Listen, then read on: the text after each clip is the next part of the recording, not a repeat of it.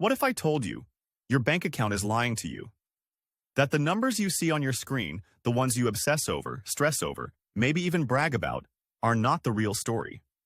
Because money doesn't just reflect what you own. It reveals who you are, your fears, your fantasies, your history, your hopes. It's a mirror. And most of us? We're terrified to look into it. See, we've been trained to believe that wealth is about income, spreadsheets, hustle. But here's the truth nobody tells you. The biggest financial mistakes aren't made with bad calculators.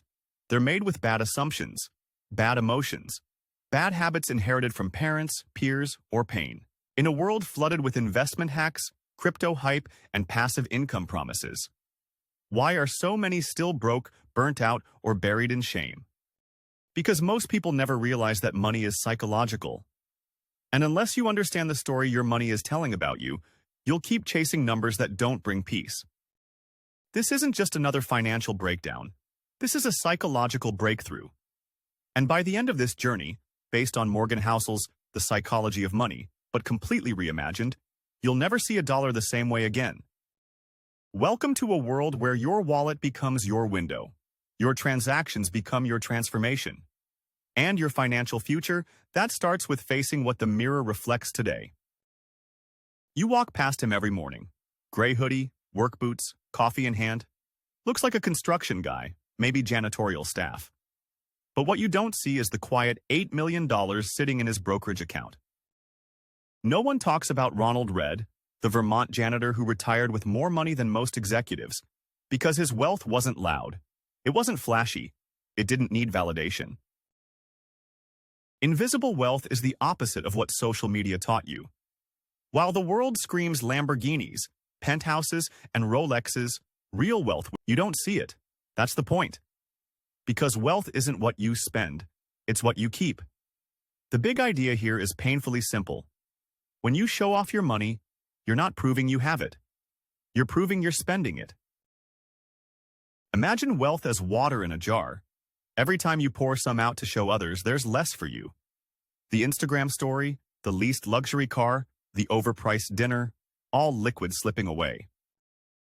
Meanwhile, the jar that stays full? It doesn't brag. It doesn't need to. It just grows quietly in the background. Here's what this insight is really about. Resisting the urge to perform for others. In 2025, where every phone is a stage, that's radical. Everyone wants to be seen as successful. But wealth? True wealth? It prefers to remain unseen. Because it's not a performance. It's a protection for your future, for your family, for your freedom. Now ask yourself, do you want to look rich or be rich? Because the two are often opposites. Have you ever wondered why some people, even after earning 6 or 7 figures, still feel broke? It's not that they don't make enough. It's that their ego grows faster than their income. The louder the ego, the quieter the savings. That's the paradox of wealth. The more we crave validation, the more we sacrifice actual value. The big idea here is that savings isn't just a number, it's a decision. A daily, invisible decision to not give in to the ego's need for applause. When your income rises but your savings don't, what you're really doing is feeding the part of you that says, I need them to see how successful I am. But money that seeks validation rarely sticks around. Let's imagine ego as a hungry animal, wild, untamed, and constantly seeking attention. It doesn't care about your peace, your future, or your freedom. It wants the next shiny thing, the upgraded car, the designer label, the home with one more bedroom than your friends. Feeding that animal feels good, until it consumes your security. What this insight really means is that your financial life is a reflection of your emotional needs. And savings? It's the ultimate act of self-respect. Not because you're denying yourself pleasure, but because you're prioritizing peace over performance. There's a moment in every horror movie when the villain isn't chasing anymore, because it's already inside the house. That's what happens when you build wealth but don't know how to protect it. Getting rich is a skill. Staying rich is a mindset. And most people only prepare for the first half of the story. The truth is, you don't need to be reckless to lose everything. You just need to relax, to think you've outsmarted randomness, to believe the bull market is your brilliance. That's how fortunes vanish, not in flames, but in overconfidence. Getting rich requires a certain hunger, a drive, a boldness. But staying and fear, the good kind, the one that whispers, you could lose this. Long-term capital management was a hedge fund led by Nobel Prize men who wrote the math that others worshipped. With complex formulas and arrogance to match, they made billions. But when the market turned in ways their models hadn't predicted, their leverage snapped. In months, they lost everything and nearly crashed the entire global financial system. The insight here is chilling. You don't beat risk by being brilliant. You survive it by being paranoid, not irrationally, but respectfully. Like a sailor who never turns their back on the sea. If money is a mirror, then time is the lens that distorts everything. It blurs the lines between value and noise, wisdom and impulse, reality and illusion. Time is the most misunderstood force in finance, not because it's hard to measure, but because it's hard to feel. Here's the paradox. Everyone wants long-term wealth, but almost no one can think long-term. We crave the magic of compounding, but reject the patience it demands. We expect our investments to behave like microwave meals instead of oak trees. And yet, time is not a shortcut. It's the multiplier. Picture this. A 14-year-old girl named Anne Scheiber, denied promotions her entire life due to discrimination, quietly invests a small amount of money. She never marries, never splurges, lives in the same rent-controlled apartment. By the time she dies in her 100s, she's worth over $20 million. Not because she picked unicorn stocks, but because she never interrupted the compounding process. The big idea here is simple but brutal. Wealth rewards the boring. The patient, the invisible grinders who choose the long tunnel over the flashy shortcut. Time only works if you do less, not more. The more you poke the machine, the more you sabotage the process. There's a moment when you reach the top of a mountain, and instead of feeling triumphant, you feel restless. You look around, and somehow, it's not high enough. That's the danger of enough. It's not a destination. It's a mirage.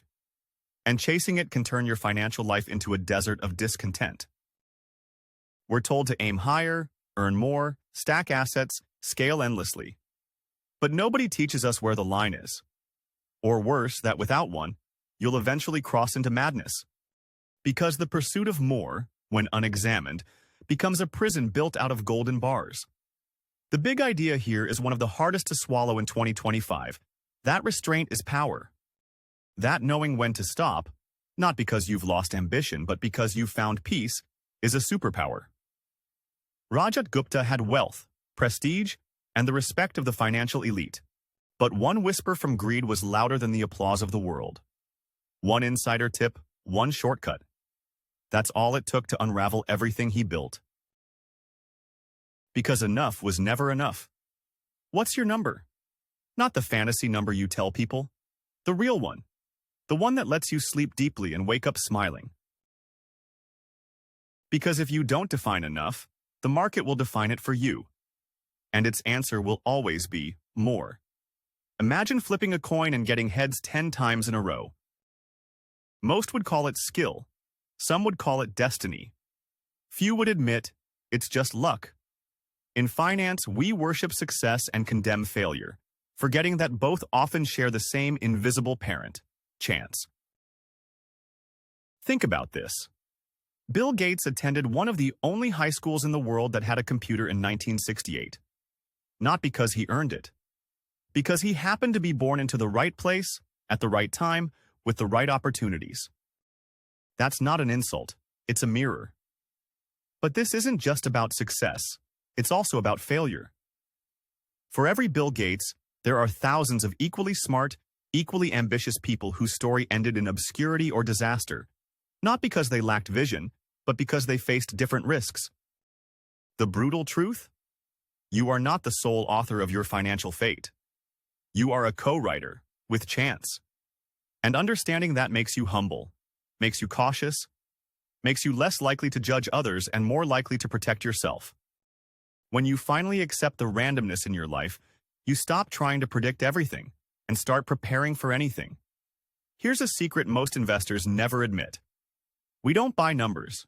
We buy narratives. Charts are cold. Data is dry. But stories are fire. They make us feel. And in the market, feelings move more money than facts ever will. Think of it like this. Every financial decision you make is part of a story you're telling yourself.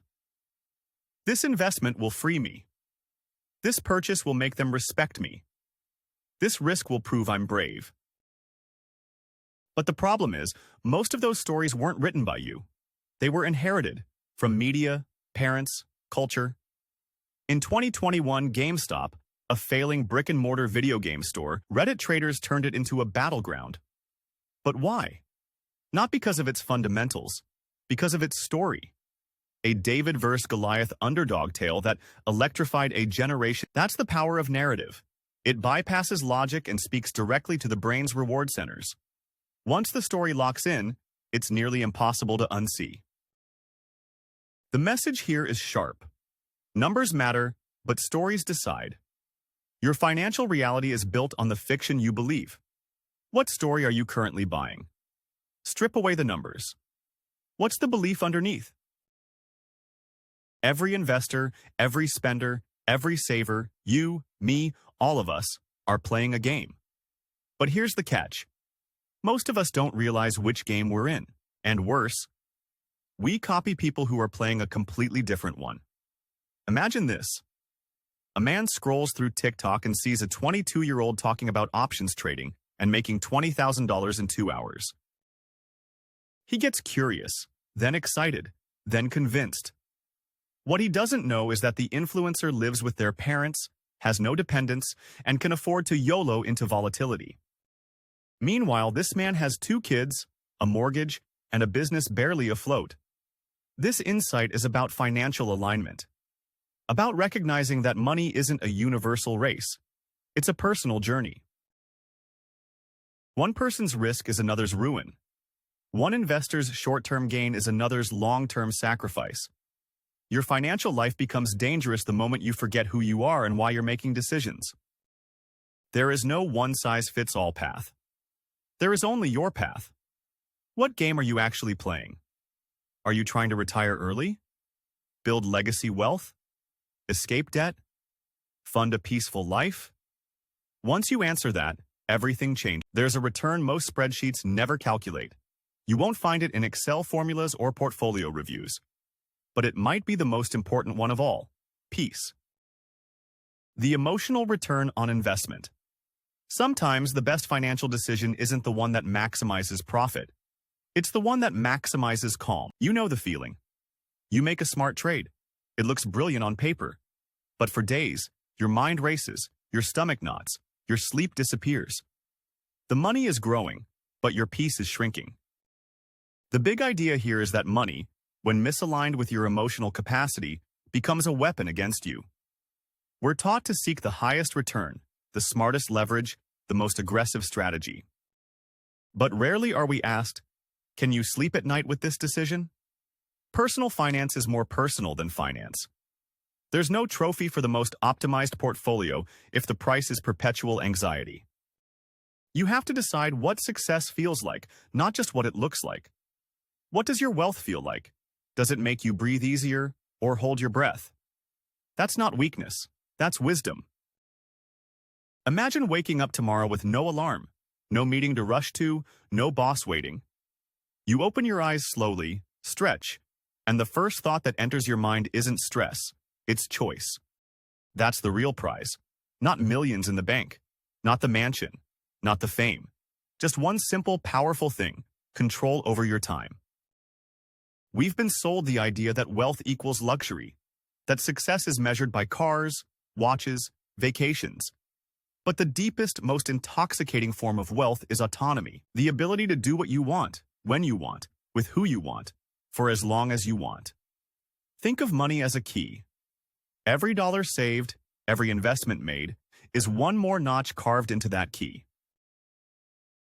Not to a vault, but to your life, your actual life, the one you get to choose. Consider the janitor who retires early and spends his days gardening, reading, and watching sunsets. He doesn't have 10 properties, but he owns every hour of his day. Contrast that with the executive who earns millions but is shackled to 80-hour work weeks. One has money, the other has wealth. True wealth is what you don't owe, not to a boss, a client, a lifestyle, or a schedule. It's the debt-free ownership of your minutes. There's a trap built into every financial story. You hear it in interviews, biographies, even investor letters. It sounds like this. I saw the trend early. I knew this would happen. It was obvious. But the truth? It wasn't. Not really. Hindsight is seductive. It smooths chaos into clarity. It turns guesses into genius. And worst of all, it makes you think you can do it too. This is the hindsight fallacy. The illusion that we understood things all along. That events had clear causes, that outcomes were predictable. But life doesn't work that way. Markets don't move in straight lines. History is messy, reactive, emotional. Take the 2008 crisis. Now, everyone says they knew the housing market was a bubble. But in 2006, articles praised the boom. Banks bragged about innovation. Homeowners felt invincible. Hindsight clouds your future decisions. It gives you false confidence. It tricks you into thinking patterns will repeat, that you can outguess the chaos. Here's the antidote. Replace prediction with preparation. Instead of asking, what's going to happen, ask, what will I do when it does? We love to believe we're in control, that our plans shape our destiny, that if we just make the right choices, work hard enough, learn enough, we'll bend life to our will. But finance, like life, is rarely that cooperative. Control is comforting. It gives you a sense of agency. That's why we obsess over 5-year plans, predict market trends, set perfectly calculated stop losses. But reality doesn't read your spreadsheet. The economy shifts. Politics erupt. Pandemics rewrite history. In the late 1990s, long-term capital management was run by some of the smartest people on Earth. Nobel Prize winners, financial engineers, men who believed they had mastered risk. But in 1998, a Russian debt crisis created a ripple they hadn't anticipated. Their controlled system collapsed. The true masters of money aren't the ones who think they've outsmarted chaos. They're the ones who expect it. Who build plans knowing they'll have to bend. Who make room for randomness. Control, real control, isn't about predicting the storm. It's about building a ship that can sail through it. In a culture obsessed with speed, patience looks like weakness. In investing, it looks like laziness. But in truth, patience is power. So quiet and rare, most people never recognize it until it's too late. The paradox is this. Patience feels passive, but it creates the most active results. Every great fortune, every enduring success, every compound miracle was born from long periods of seemingly nothing happening. But here's the twist. Our brains aren't wired for patience. They crave feedback, progress, dopamine. We want to see the needle move. And when it doesn't, we panic. We meddle. We sell low. We buy high. Ann Schreiber was a government auditor earning $3,150 a year. She never married. She never owned flashy things. But she invested in dividend-paying stocks and held them, quietly, patiently, for over 50 years. When she died, she had $22 million, no side hustle, no secret formula, just extreme stubborn patience. Your biggest edge isn't knowledge, it's time. And your greatest threat isn't ignorance, it's impatience. Every time you interrupt compounding, you're trading long-term power for short-term comfort. In 2025, patience is rebellion. Here's a question that might shake you. Do you truly know the person you're saving for? The version of you 5, 10, 20 years from now, the one who will eventually spend the money you're working so hard to protect, might want something completely different than you think today. We often plan as if our preferences are permanent, as if the goals we set in our 20s will still ignite us in our 40s.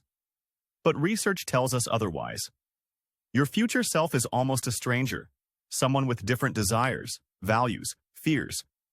Financial planning is less about precision, more about flexibility, because your desires will shift, life will shift. And if your money plan is rigid, built on a single vision, it may trap you instead of freeing you. A tech founder once built a startup with the dream of IPO riches. He sacrificed everything for the payoff, and he got it. Millions, freedom. But within a year, he felt hollow. The money was real, but the life he imagined? It didn't fit the man he had become. Planning for the future isn't about locking in. It's about leaving room. Room for growth. Room for detours. Room for change. Are you building a financial life for who you are or who you hope you'll stay? There's a thief that robs your joy before it even enters the room. It sneaks in quietly, through scrolling, through casual conversations, through envy disguised as inspiration. It whispers, "They're doing better than you." And suddenly, what once felt like enough now feels small. Here's the brutal truth. Someone will always have more. A bigger house, a faster portfolio, a story that sounds smoother, luckier, brighter. And if you let that infect your thinking, your financial life stops being about freedom. It becomes a race you didn't choose. It reframes your progress as failure. It turns gratitude into grievance. And it makes you spend, invest, and risk, not from wisdom, but from ego. In the 1980s, Ann Scheiber, the quiet woman who amassed $22 million through disciplined investing, never spoke about her wealth. She didn't flaunt, didn't broadcast, because she wasn't comparing, she was building. Comparison is not just unproductive, it's financially destructive. It makes you chase other people's timelines, mimic their risk levels, abandon your own needs to keep up with theirs. Imagine a life where your success isn't defined by who claps, but by how calm you feel. That's financial maturity. That's power. There's a trap hidden inside every spreadsheet, and it's this: the belief that the most rational decision is always the best one. But humans aren't spreadsheets. We're not robots crunching probabilities. We're messy, emotional creatures, and when it comes to money, that mess matters more than math. The best financial plan isn't the one with the highest theoretical return. It's the one you can actually stick with. That's the reasonable path, not perfect, not idealized, but livable, emotionally tolerable, survivable through storms. Say you're told that a certain investment strategy returns 12% annually, but it requires sitting through frequent 50% drawdowns. Technically, that's fantastic. But emotionally, most people would bail out at the worst moment. That strategy might be rational, but it's not reasonable. Our financial lives should be built around who we are, not who we wish we were. If you hate volatility, don't chase high-return chaos. If budgeting makes you feel trapped, automate instead. The question isn't what works best on paper. It's what works best for me, even when everything goes wrong. The reasonable path is rarely sexy. It doesn't trend, but it endures. You don't need to be a genius to win with money. You just need to avoid doing dumb things consistently. It's not a glamorous strategy. It won't make headlines, but it will quietly save your future. This is the failure filter. The mental discipline to pass every decision through one simple question. Could this blow me up? And if the answer is even close to yes, you walk away, no matter how tempting the upside. True wealth isn't built by taking every opportunity. It's built by dodging the ones that can destroy you. Long-term capital management had one of the most sophisticated strategies in history. But they were leveraged to the edge. When the unexpected happened, their brilliance couldn't save them.